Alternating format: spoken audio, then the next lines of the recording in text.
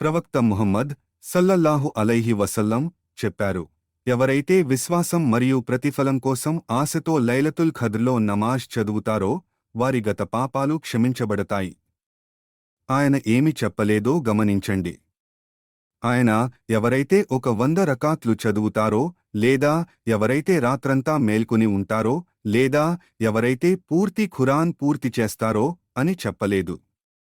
ఆయన చెప్పారు, ఎవరైతే నమాజ్లో నిలబడతారో అది 2 రకాత్లు అయినా సరే విశ్వాసం మరియు ఇఖ్లాస్ చిత్తశుద్ధి తో రహ్మత్ యొక్క తలుపు పూర్తిగా తెరిచి ఉంది మరియు అల్లాహ్ మీ ఇబాదత్ మొత్తాన్ని చూడటం లేదు, ఆయన మీ హృదయాన్ని చూస్తున్నాడు.